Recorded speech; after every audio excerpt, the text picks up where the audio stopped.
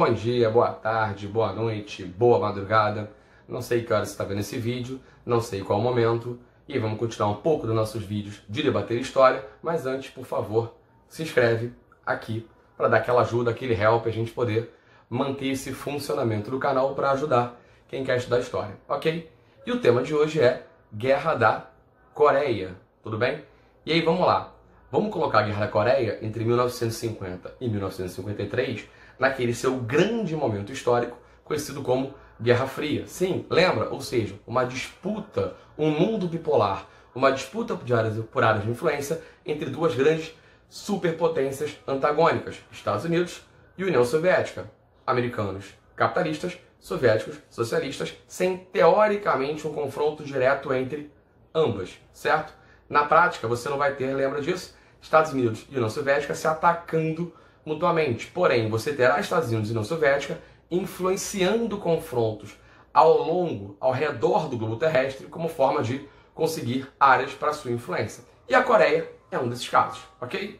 Bem, mas para a gente poder entender a Guerra da Coreia lá em 1950, vamos voltar um pouquinho para 1910. Mas Felipe, peraí, para que 1910? Simples, olha só. Se você já viu imperialismo, você lembra do Japão de uma era Meiji. Então você lembra de um Japão imperialista, um Japão querendo dominar a área do Pacífico, um Japão querendo dominar aquele território asiático. Por exemplo, você já viu na sua aula de Revolução Russa que a própria ideia do Japão dominar o território coloca esse Japão em guerra com a Rússia, beleza? A tal da Guerra Russo-Japonesa entre 1904 e 1905 por áreas da China.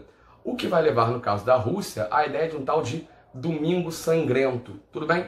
Pois bem, em 1910, o Japão finalmente consegue dominar a Coreia, certo? Isso através do acordo Japão-Coreia. E o Japão fica nessa área da Coreia de 1910 até o final da Segunda Guerra Mundial. E aí qual é o grande problema?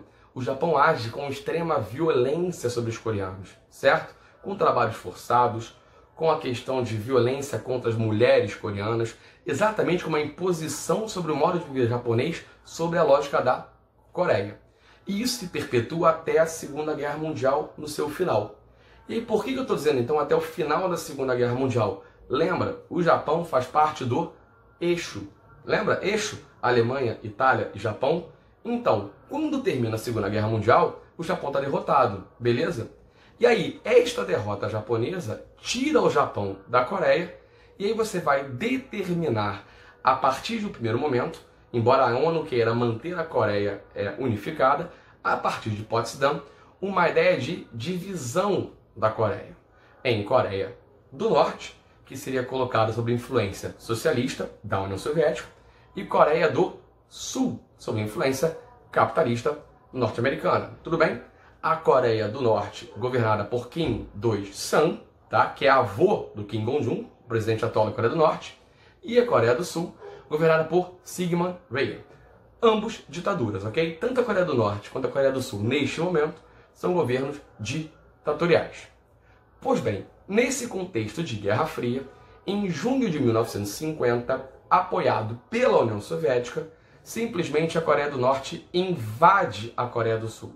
E invade como? Olha só, essa divisão Norte e Sul era definida por um paralelo, chamado Paralelo 38 Norte.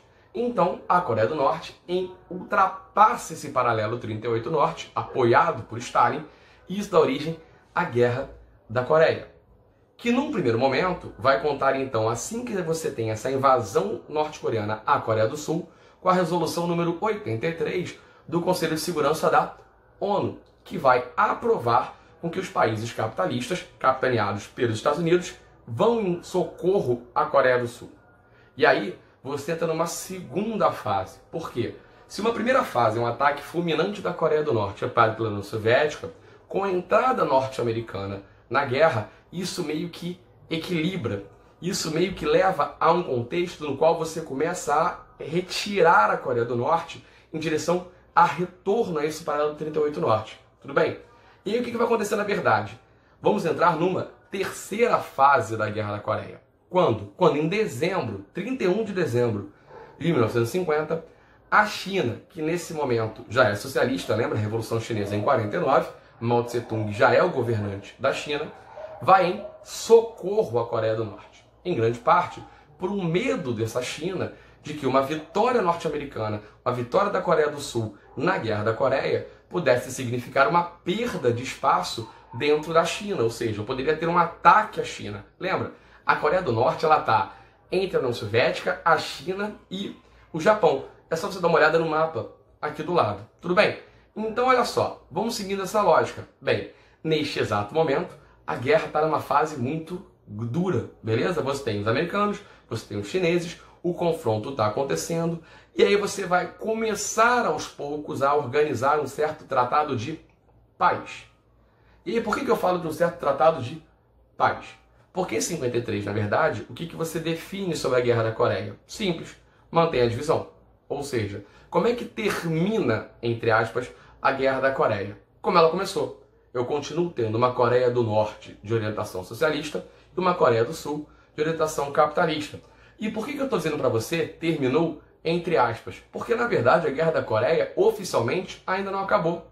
Até hoje você tem, entre a Coreia do Norte e a Coreia do Sul, uma série de rusgas, uma série de problemas, uma série de questões, porque, na verdade, ambos os lados brigam, teoricamente, por uma unificação da Coreia sobre o seu regime, ok?